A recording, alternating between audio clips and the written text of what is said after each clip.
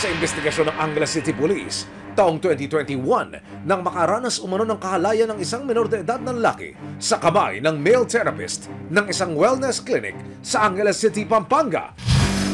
Ang panghihipo nauwi raw sa pangungot na nagdulot ng matinding trauma sa biktima na ngayon nasa 8 gulang na.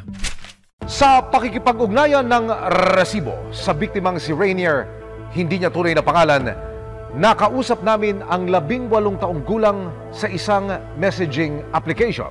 Dahil menor de edad siya nang mangyari ang krimen, itinago pa rin namin ang kanyang pagkakakilanlan.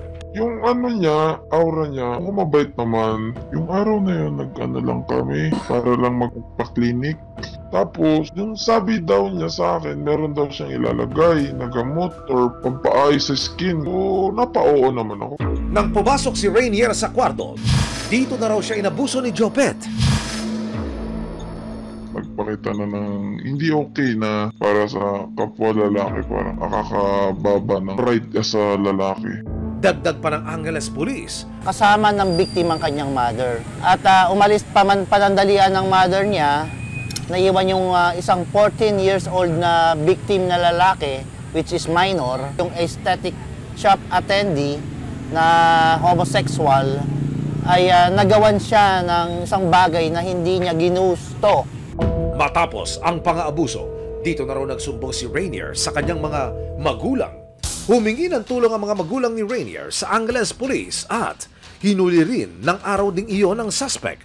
Pero nang malaman ni Rainier na nakalaya ang lalaki ng abuso sa kanya, makalipas lang ang isang araw, dito na raw siya nawala ng pag-asa na mapapanagot pa si Jopet. Tapos, di na ako nakapag-ano ng kaso dahil magiging wala daw ako laban dahil yung suspect is ayaw magsalita, ayaw umamin. Pagkatapos na mailahad sa atin ng mismong biktima ang kanyang sinapit, agad tayo nakipag-ugnayan sa Detection and Special Operations Unit ng PNP-CIDG para mapanagot sa batas ang akusado. Maraming salamat sa panonood, mga kapuso. Para masundan ang mga reklamong nasolusyonan ng resibo, mag-subscribe lamang sa GMA Public Affairs YouTube channel.